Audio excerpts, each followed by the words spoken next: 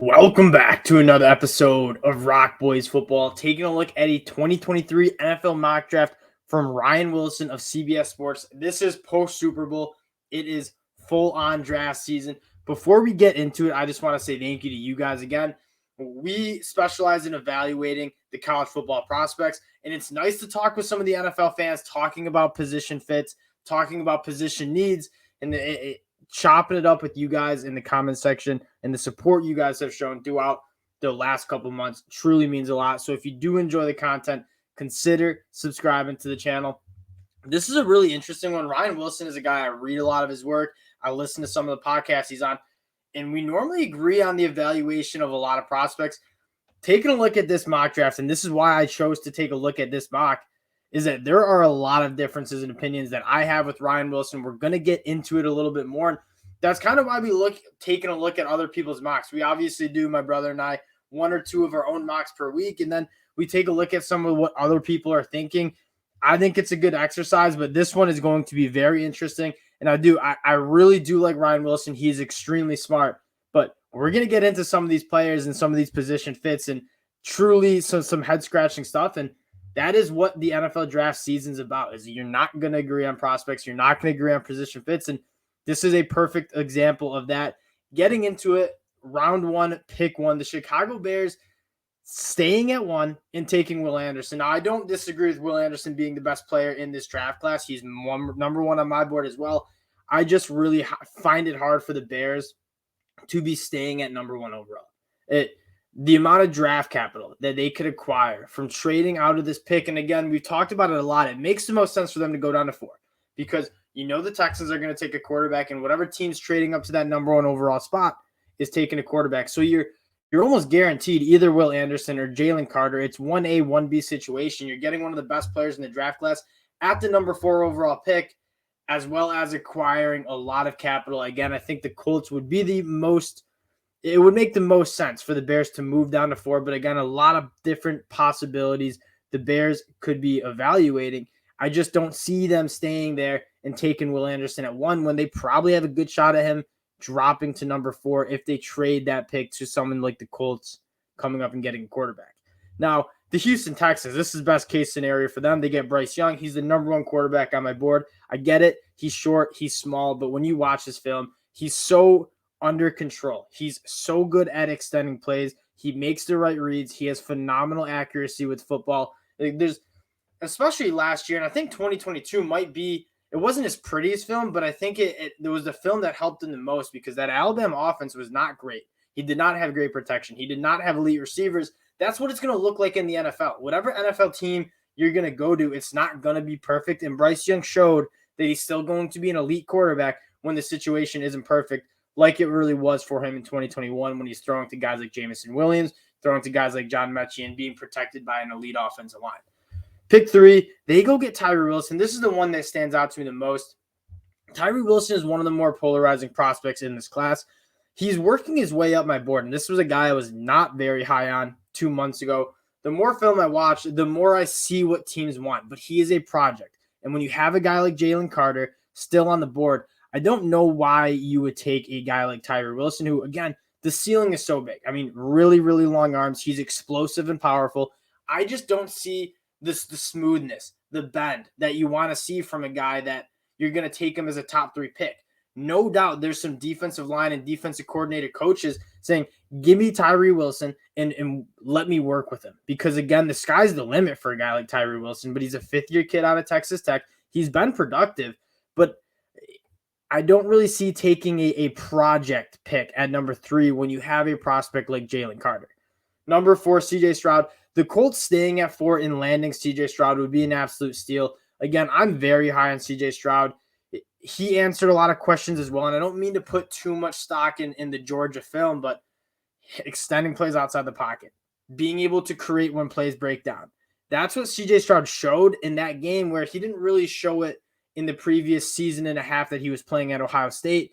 He answers those questions. I think that helps his draft stock a lot. There might not be a game that CJ Stroud played that helped his draft stock more than that semifinal performance against Georgia, where he was playing hero ball. Because, again, that's what it's going to look like in the NFL, and CJ Stroud showed he could do it. He's got elite arm talent. He he's probably the best arm in the class in terms of being able to push the ball downfield, but also the accuracy. I mean, he very, very rarely misses throws, especially in 2022.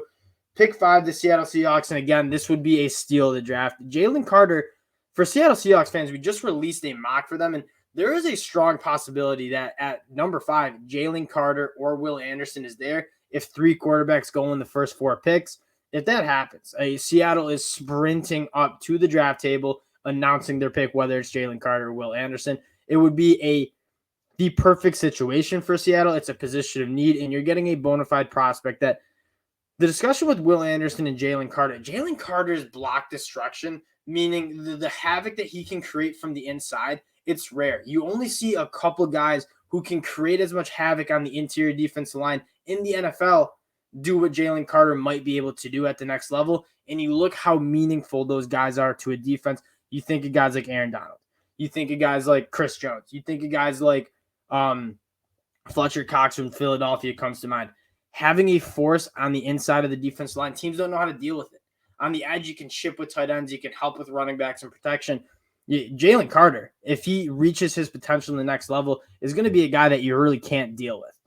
Pick 6, Myles Murphy. I really like this pick.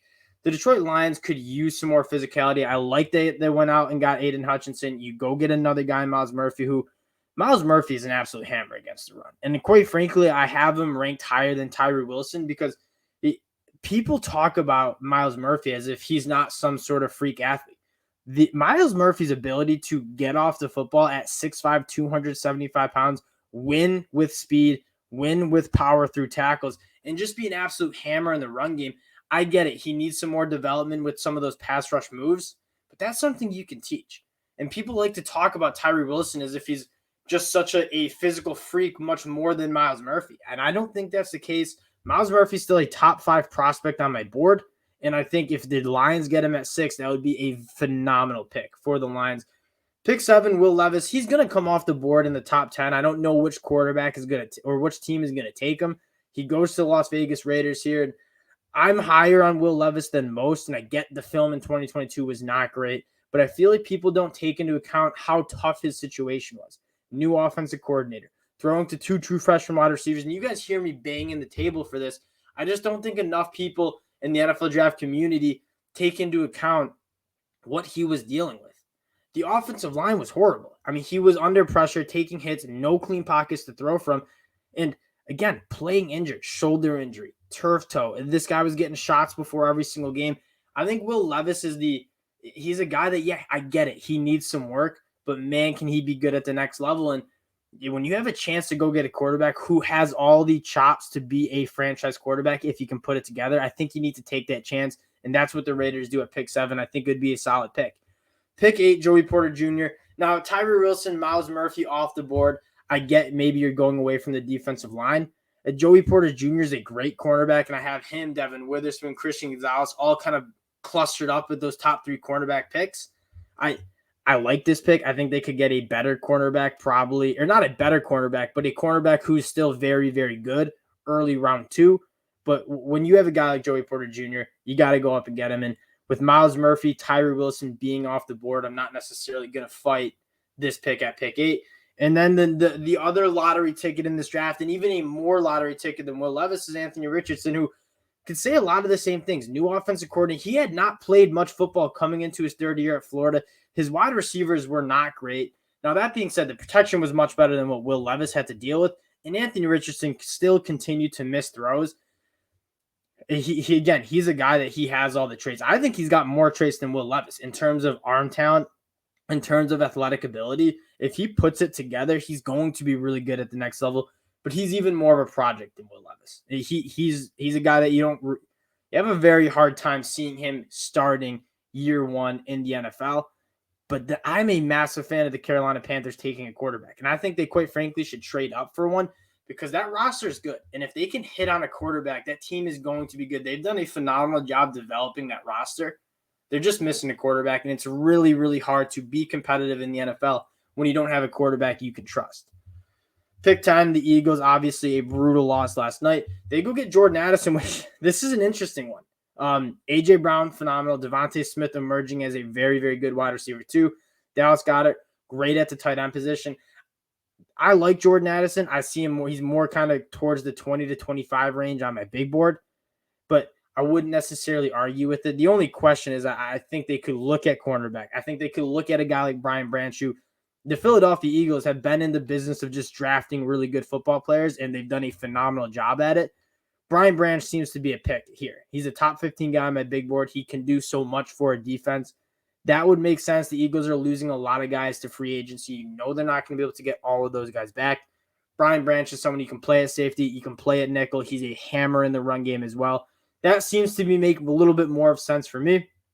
Pick 11, Tennessee Titans, go get Paris Johnson Jr. This is a match made in heaven. Tennessee, if they want to tackle, which I think everyone agrees they want to tackle, it's got to be either Paris Johnson or Broderick Jones. I have Paris Johnson, offensive tackle 1, Broderick Jones, offensive tackle 2 on my board.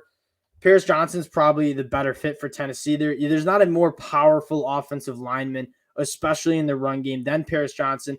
He has some work to do in pass protection, but it's all stuff that I think is coachable. I mean, he's 6'6", 310 pounds. I think he could afford to maybe put on a little bit of weight, maybe get more to 315, 320. Phenomenal athlete. His get off the ball is great. The athleticism is there for him to be good in pass protection. I think he just needs to have a little bit more sand in his pants and dealing with some of the power that he'll see at the next level, because the holes that you saw with him were when he had to deal with kind of better edge rushers who could go right through him, and that's kind of how he got beat. If he puts that together, I think he could be a really, really good tackle at the next level. And when you talk about all-pro potential tackles, Paris Johnson Jr. is that guy. And then Peter Skoronski, who's more of the steady Eddie. I mean, he's been phenomenal for the last couple of years. And you take a look at what Peter Skoronski has done the last 2 years at Notre Dame, and watching his film, it's almost funny because he's playing on such a bad team in Northwestern. They went 1-11 or 2-10, one of the two. And out of 475 pass block snaps in 2022, only 3 quarterback hurries. I mean, this guy is absolutely hammer. He's very, very solid. The only question is the athleticism and the arm length. Sub 33-inch arms. Can he play tackle at the next level? There's been nothing on his film that makes you think he can't. At pick 12 for Houston, I'm thinking they might look at wide receiver. I think they need a lot of help in that wide receiver room with a guy like Quentin Johnston still on the board. That's probably where I'd be leaning. But again, you can't go wrong just eating your vegetables and getting a really good player with Peter Skoronski. Pick 13, O'Cyrus Torrence. This is where I think it's just too early for O'Cyrus Torrence. When you look at drafting interior offensive linemen, I want a guy that's a bona fide all-pro if I'm taking him in a top 15 pick. Go back and think of a guy like Zach Martin or Quentin Nelson coming out. Those guys, you knew they were going to be studs at the next level, and it makes a little bit more sense to take them this high. O'Cyrus Torrence is going to be good at the NFL level. I don't think he's going to be a hammer. And he's more of a guy that if a team has a hole on the interior offensive line, you go address it, and O'Cyrus Torrence is going to come in and be solid for you. I just don't see that high upside with O'Cyrus Torrence's game. He's very good in pass protection. He's a very good run blocker, but he's kind of specific run blocker. He's not a great athlete. He's not great at working up to linebackers. There's a couple holes in his game that I think cap his ability to be elite at the next level. So I'm probably leaning at not taking him with the top 15 overall pick. Pick 14, Quentin Johnston. This is nails. I mean, the Patriots want a wide receiver one, an X guy who can play the boundaries. I'm looking for my water here. And Quentin Johnston is that guy. If he's there at 14, that's a great pick because the Patriots need a wide receiver one. I have no problem with that. And Lukas Van Ness, this is a guy that you're starting to see him more consistently be mocked in the top 15, in the top 20, and in the first round. I don't quite have a first round grade on him. I think he's got phenomenal power that's going to translate to the next level. And he's up there in that next crop of edge guys. When you think of after Myles Murphy, after Tyree Wilson, and after Will Anderson, like he's up there in that edge class. I just don't know if he's worth a top 20 pick because there's still some question marks on his resume. And he's a guy that has elite power, kind of like George Karlaftis in a way, that power is going to translate to the next level. I just don't know if he's going to be an elite pass rusher. With some of these prospects on the board, I'm probably leaning away from Lukas Van Ness at pick 15. And then pick 16, Devon Witherspoon, right up there with my cornerback one. I to be honest, haven't quite decided on who's going to finally be my cornerback one. I'm kind of waiting to see what the combine is, how some of these cornerbacks run. Joey Porter Jr., Devon Witherspoon, Christian Gonzalez, all super, super solid cornerbacks, and the Commanders need one at 16. I ain't going to argue with Devon Witherspoon. The one question I will say I have with Devon Witherspoon is when you watch his film, he's going up against a lot of those Big Ten West teams like Iowa, Wisconsin. Those teams aren't really going to challenge you from a quarterback wide receiver combo. He wasn't really getting pushed covering elite wide receivers. The only time he did was against Purdue covering Charlie Jones, and I thought he did a phenomenal job. I would have liked to see him at the Senior Bowl, quite frankly, just to go up against some of that elite competition. But I don't blame a guy like Devon Witherspoon for passing on the Senior Bowl because guess what? His film answered a lot of those questions. I just have the questions on put him up against some more elite wide receiver talent and then see how he holds up. Pick 17, I know a lot of teams want Joey Porter, or a lot of Steelers fans want Joey Porter Jr. here, and I get that. He's already off the board. And then, again, wherever Brian Branch goes, I'm not going to knock that pick because he is so good at playing football. And, again, you want to know what you're going to do with him. I think he's more of a nickel cornerback who can play in the run game, and that's where the NFL is going. Is gone are the will linebackers. You're going to bring in a guy who has more speed and coverage ability that can be a hammer in the run game, and that's Brian Branch. And so I like that pick a lot. Broderick Jones is enticing. Anton Harrison is enticing at that offensive tackle spot. But again, eating your vegetables, taking a really, really good player on the defensive side of the ball. Deonte Banks. And I don't hate Deonte Banks, and quite frankly, I need to get into his film a little bit more. I like some cornerbacks more. Like Christian Gonzalez comes to mind. Eli Ricks and Keely Ringo are both guys that I probably have over Deonte Banks. And 6'2", 205, he has good length. He's a very fluid athlete. Struggle with injuries. I feel better about a guy like Christian Gonzalez than Deonte Banks, and I believe that's where Christian Gonzalez goes at 19. The Detroit Lions would be very foolish, in my opinion, to leave this first round without a cornerback. It's a position of need, and you're getting a guy that there's so many good cornerbacks that will be available at pick 18, whether it's Christian Gonzalez, whether it's Joey Porter Jr., whether it's Eli Ricks, whether it's Devon Witherspoon. The Lions need to go cornerback. I just think the pick should be Christian Gonzalez, and that's what the Bucs do. They have a massive – you don't know what the Bucs team is going to look like, so go take a really good player. Christian Gonzalez is a phenomenal prospect. He's going to be a top 20 guy on my big board. You go eat your vegetables and take a Christian Gonzalez at pick 19, and I love this pick. Again, we just put out a Seattle Seahawks mock draft. I think this team needs another wide receiver. Jaxon Smith-Njigba is that dude. He's my wide receiver too, really just below Quentin Johnston. And that's kind of more of a traits pick. I'm leaning towards Quentin Johnston. 2021 Jaxon Smith-Njigba is a phenomenal wide receiver prospect, and he's not going to impress you with the size or speed. He's not necessarily going to run I don't think he'll run a sub 4.4. I think he's more of a 4.45 kind of guy. But he gets the position, and you look at what wide receivers are succeeding at the next level. It's the wide receivers that can create separation. They get how to beat zone coverage. They get where to sit down routes in zone coverage. That's what Jaxon Smith-Njigba did all of 2021. And I feel like a lot of the draft scouts and the draft media tend to lean towards that elite athleticism. I think Jaxon Smith-Njigba, yeah, he doesn't have the elite athleticism, but Cooper Kupp didn't either. But he's very, very good at the sport. And at pick 20, I think that'd be an absolute steal for Seattle. Pick 21, Anton Harrison to the Los Angeles Chargers. I call him Las Vegas. The Los Angeles Chargers. That makes a lot of sense. Anton Harrison is really flying up my board. The more you watch him, the more just he's got some special strength to his game. And I don't think he's a complete prospect yet. I think there's some technique and there's some footwork things that he has to clean up. And he looks a little, I don't know if stiff is the word, but a little gonky, a little uncoordinated.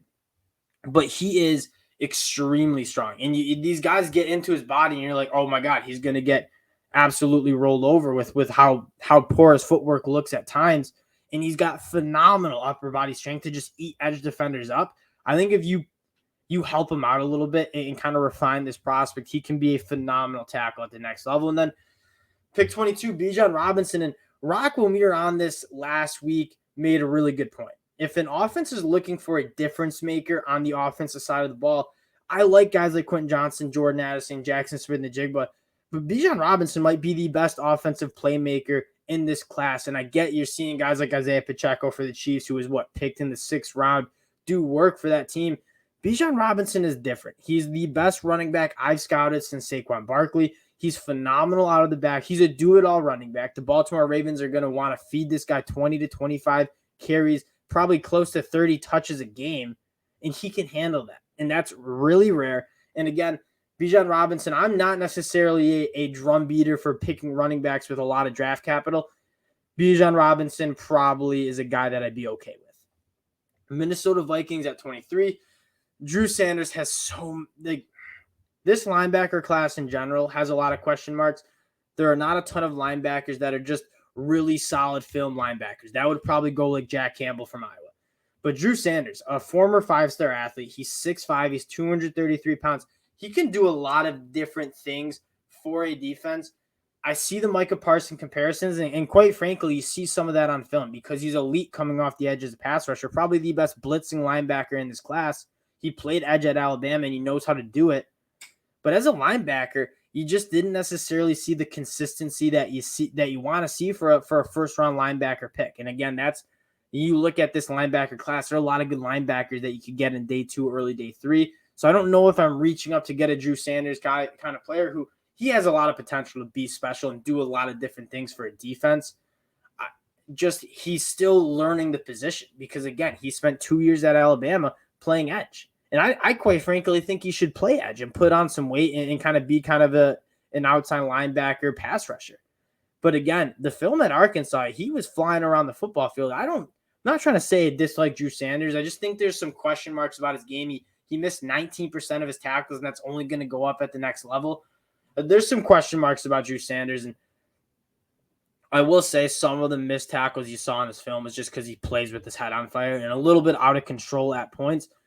But there's a lot to like about him as well. I think when you have a prospect that there's more questions than answers, I'm probably not taking him in the first round.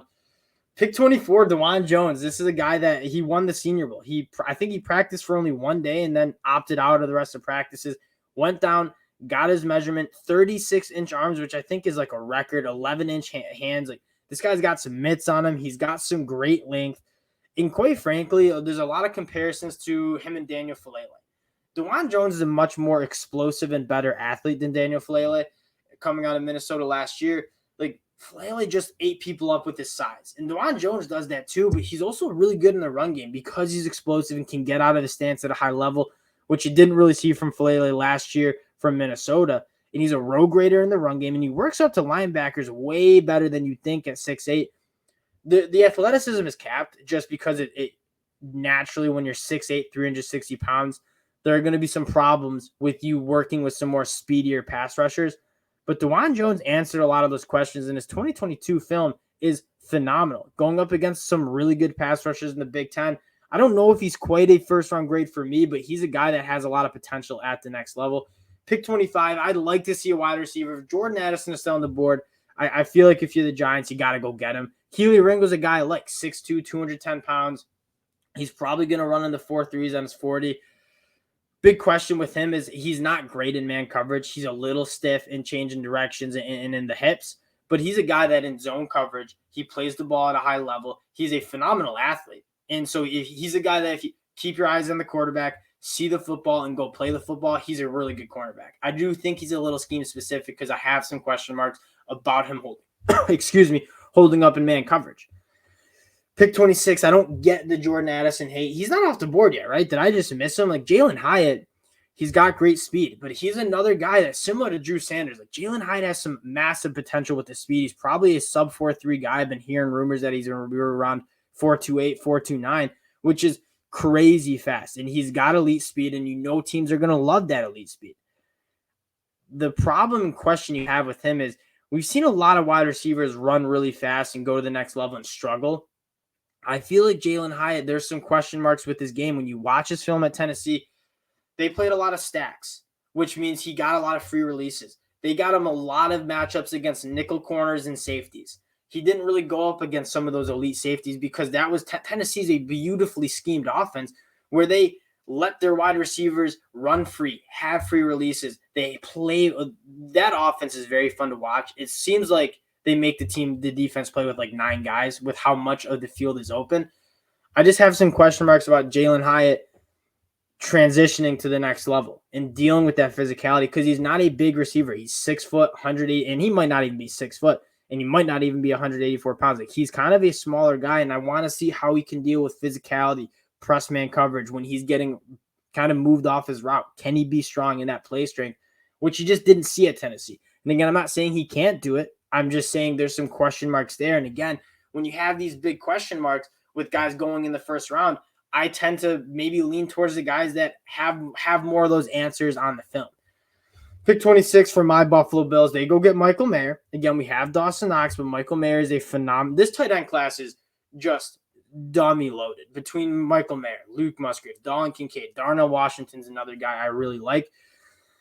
I don't think the Bills are in this position.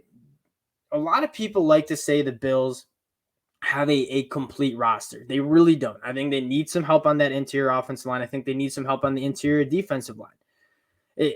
Even at linebacker, you could argue, and cornerback. And tight end in the first round is more of a luxury pick when you have a really good roster. To add on, I just don't know if Michael Mayer is a special enough tight end to be worth a first-round pick. And Michael Mayer's film's phenomenal. He's really good at the position. And I think a lot of his production just came from pure volume. They didn't have a quarterback in Drew Pine that could push the ball down the field. They didn't have wide receivers that could make plays down the field. So a lot of the passing game was funneled into Michael Mayer, but he's 6'4", he's 265 pounds. He's a solid inline blocker. I just don't know if he's a special enough athlete to warrant a first-round pick. When you look at the tight ends who've warranted a first-round pick, the list kind of ends with Kyle Pitts, who is an absolute freak, but you look at TJ Hawkinson, like, were those tight ends really worth that high of a pick? The jury's still out, but I'm kind of leaning no. Pick 28, Broderick Jones. He's my offensive tackle, too, to the Cincinnati Bengals. This is a lock. Broderick Jones has played guard. He's played left tackle for Georgia, and he's done it all at a high level. He's a former five-star athlete. He's got great athleticism. I love this pick. Pick 29, Jahmyr Gibbs, not so much. Again, if they're saying he's going to come in and beat Alvin Kamara, I think that's a wild take. Alvin Kamara, he's 6 foot, 215 pounds. He has phenomenal contact balance. Jahmyr Gibbs, I think, is more close to a James Cook kind of running back. He's really good out of the backfield, which you like, but the contact balance isn't there. He didn't force that many missed tackles. He's very smooth when he gets to the next level and makes defenders miss, but he doesn't run the ball as hard, and he's not Alvin Kamara. And I outside of Bijan Robinson, this running back class is phenomenal, but outside of Bijan Robinson, I don't think there's many running backs that you feel comfortable taking in the first round, especially with how deep this running back. I'm just going to list a few guys on my board that are here. Like, this running back class is very good. Zach Charbonnet, Sean Tucker, Tank Bigsby, Devin Achane. I love Kendre Miller out of TCU. Roshan Johnson's phenomenal. Zach Evans, Tajay Spears, Eric Gray, Kenny McIntosh. There's so many good running backs you can get in day two that I don't know if I'm taking a running back outside of Bijan Robinson in the first round. And then pick 30, Cam Smith. Cam Smith's solid, but this is another position where I have a lot more cornerbacks ranked higher than Cam Smith. Cam Smith, I don't think is quite, and it's so funny because I feel like he gets a lot of comps to J.C. Horn. He's not close to the athlete J.C. Horn is, and I don't think he'll test like that. He's not as big as J.C. Horn. He's not as long as J.C. Horn, and I don't think he's going to test as the athlete J.C. Horn was, and Cam Smith gets himself in trouble a lot with his hands. And I'm not saying I don't want to take a dump on Cam Smith. I think Cam Smith's a solid prospect. He's more of a day two guy for me. And he's somebody that I just don't necessarily see what the draft community is seeing. He played in the nickel a lot. He picked up a lot of pass interference and holding calls. He's a handsy guy that I struggle seeing him move to the next level and not getting called for a lot of these penalties. And then finally, to round out the draft, I actually really like this pick. And the Chiefs are Travis Kelce, 33 years old? And I ain't betting against Travis Kelce. You learn not to. He's the best tight end to ever play, in my opinion. But you don't draft his replacement, and Luke Musgrave is special, especially in the middle of the field. He does a lot of what Travis Kelce does, and I'm not saying he's going to be as good as Travis Kelce. Patrick Mahomes loves his tight ends. He's enjoyed Travis Kelce for a very long time. But the discussion has to get into how long does Travis Kelce have left? And I'm not saying he's even close to being done. He just put together one of his best years, was one of the best players on the field last night in the Super Bowl. But getting another tight end like Luke Musgrave would be phenomenal, especially in the red zone where the Chiefs want to get better. The Chiefs are going to be able to move the football. You want to be able to score, excuse me, as I hit my mic, you want to be able to score touchdowns. Getting a guy who's 6'6", 250 pounds with elite ball skills would be a phenomenal pick for the Kansas City Chiefs. again, a team that just is coming off a Super Bowl and kind of has more of the ability to go get a gravy guy, go get some gravy on top of your roster, go get another weapon for Patrick Mahomes, because that's where the team runs to. The team as good, they're going as good as much as Patrick Mahomes is going. And so you want to surround Patrick Mahomes with some elite talent. Now, did we miss Jordan Addison in this round? Because I just want to make sure. Jordan Addison is so solid, and I think we might have missed him. No Jordan Addison. Okay, never mind. I was going to say, passing up on Jordan Addison the first round is wild. He goes 10 to the Eagles, so again, it makes a little bit more sense. But going back to the Chiefs, you want to get Patrick Mahomes all the talent that he can have. Luke Musgrave would be a phenomenal option there. Again, first mock draft post Super Bowl, taking a look at Ryan Wilson at CBS Sports. We appreciate the support you guys are showing. Again, if you do enjoy the content, consider subscribing to the channel. We appreciate you guys, and we'll talk to y'all later.